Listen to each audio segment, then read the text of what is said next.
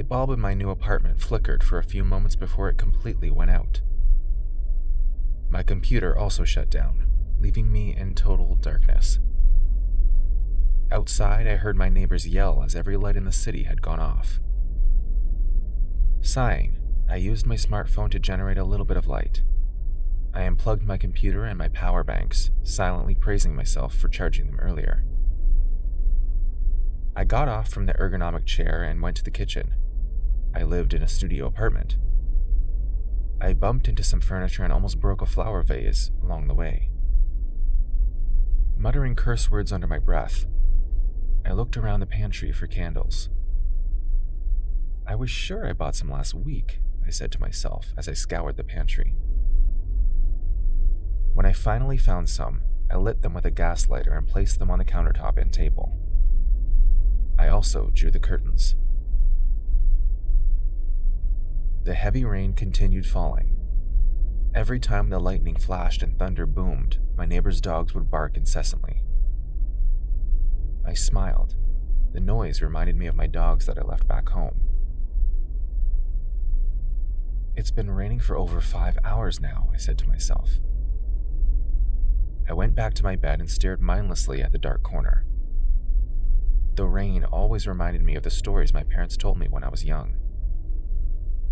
Actually, I thought to myself, those stories were the reason why I left home. I fiddled with my phone as I recalled some of my childhood memories.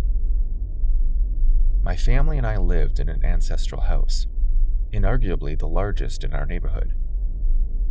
And while the house looked great on the surface, it also held unimaginable horrors. It was a notorious haunted house. People would always scream and run away from our residence.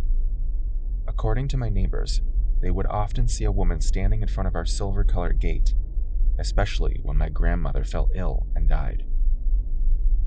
Dressed in a white gown, the woman figure had messy black hair that reaches her waist.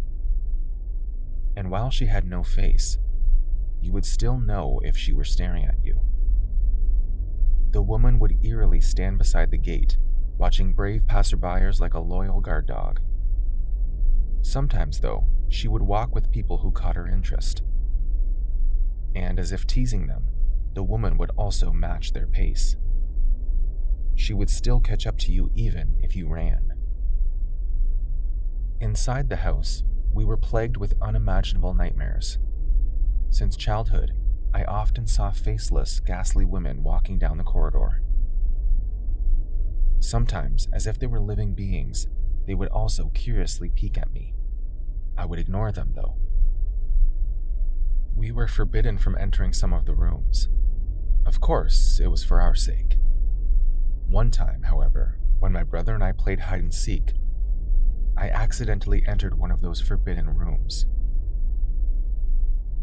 I hid under the bed, waiting for my brother to find me.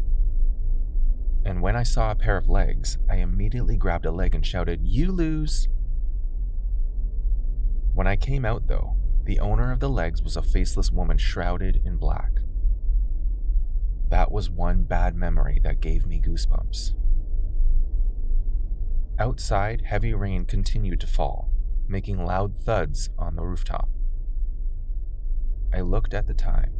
It was still only 9:15. This power outage would probably continue overnight, I thought. As I lay there, I remembered another story.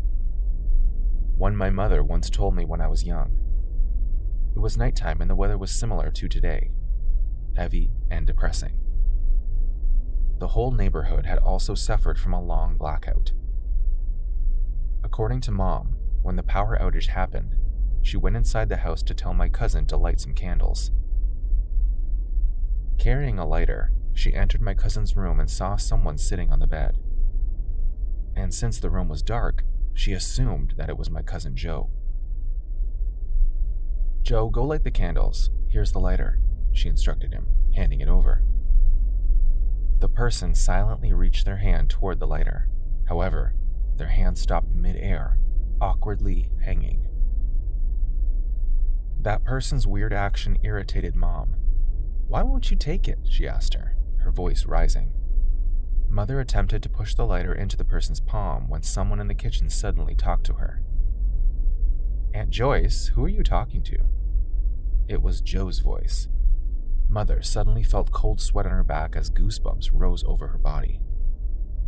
"If you're there, then who is this?"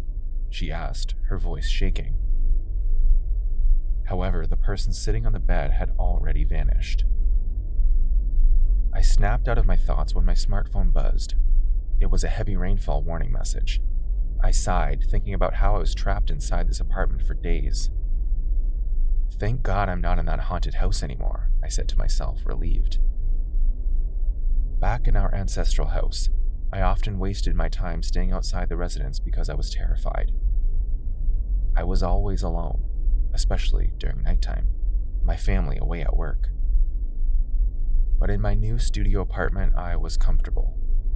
I was calm and at peace. I tossed around my bed, purely enjoying the warmth of the sheets. Back then, I was often scared of sleeping alone in my room because of my sleep paralysis demons. More so, whenever I was truly unlucky, something would also lay beside me. "But that will never happen again," I yelled happily. Now that I think about it, I shouldn't have said that so confidently. All the candles went out as a sudden gust of wind started blowing inside the room.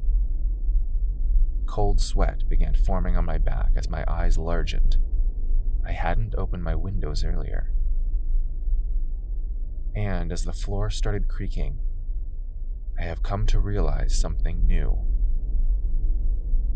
It turns out, ghosts can follow you to your new place. There is no escape.